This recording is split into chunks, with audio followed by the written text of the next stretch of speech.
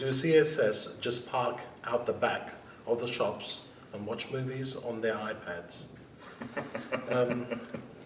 It may look like we're not doing anything, but trust me, we are doing something. We introduced iPads a few years ago and for the CSS service to speed up the process of passing the information that we gather in the field. So as soon as the officer fills up a report, that report is actually available for different departments within the city for action. So all our work is done on iPads. There are a number of myths when it comes to security officers and their duties. We may be filling out our KPIs. We may be reporting graffiti. We may be reporting other incidents, or even a job we may have attended, say just recently. We would go to a more private area perhaps and complete the report in detail. This takes time. We also are aware of public safety as well, so perhaps we may have attended a job, so where we're parking in a job, we may feel it's unsafe, or not to exacerbate the situation any further, we would move to a different location to complete our reports. On general, it's about 1,500 to 1,700 reports a month that we generate on iPads. Why is a speed hump being installed outside my house? It is noisy and decreases property value. The speed humps and speed cushions and plateaus, they're actually only installed when the drivers are actually travelling too fast and there's too many of them. So there's a hierarchy of roads where we try to encourage, main roads try to encourage the majority of vehicles on, say, Canning Highway, Leach Highway, South Street. They're higher level roads. We don't want a lot of traffic to be running down past people's houses. This is where people live. Speed humps are actually used to slow vehicles down, and it also encourages them onto the roads that they should be travelling on, rather than in front of people's homes.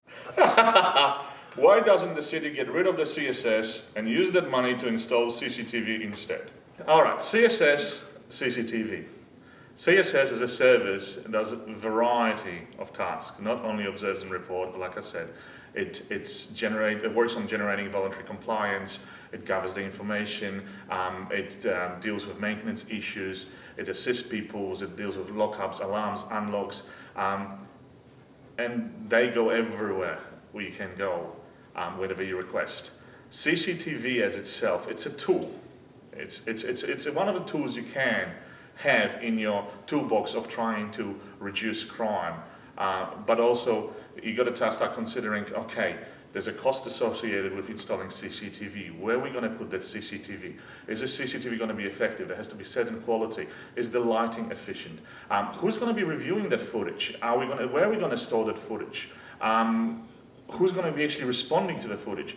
As a CCTV, there's a number of studies done that CCTV is a tool to help you in the duties you're doing to reduce the crime, but in itself doesn't reduce the crime.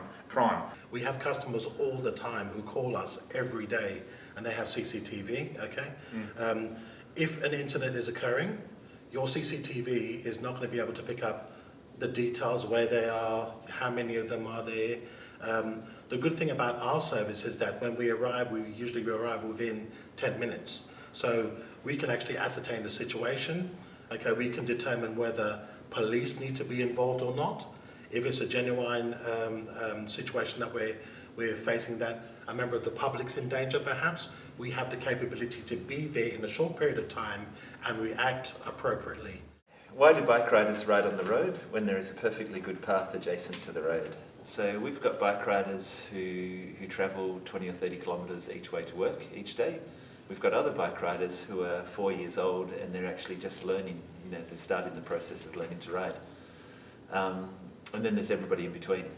So when we actually have a look at the facilities we provide for bike riders, everybody needs different facilities. So if I'm a light reclaimed bike rider riding 20 kilometres, I need to travel on the road. Because if I'm on the paths, there's people pushing prams, there's people walking dogs going across the path, we've got people learning how to ride, skateboarders and rollerbladers and things like that. So for me to travel 20 kilometres in any reasonable amount of time, I actually need to be on the road, and I need to behave as a vehicle on the road. And they're legally allowed to ride on the road, so a lot of people don't realise that they can ride two abreast on the road with 1.5 metres between them, taking the lane. One of the reasons they do that is because if they don't take the lane, drivers try to squeeze past median islands, and it's incredibly dangerous for them.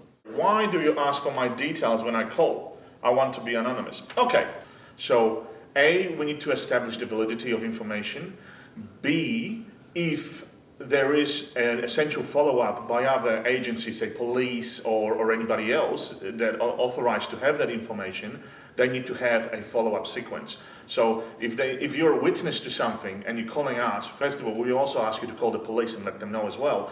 We will then attend, do our own assessment of the thing, but if then further authorities need to speak who was the original witness to the situation, obviously they need to have some information. Further from that, you know, if you're calling about things like holiday patrols, etc., of course, we're going to ask you about your address, where you live, so we know what we have to do. But look, if you do want to remain anonymous, there's no harm in that. We will ask a specific question, but it's up to the individual if they want us to provide. But that allows us to provide you feedback if you request that.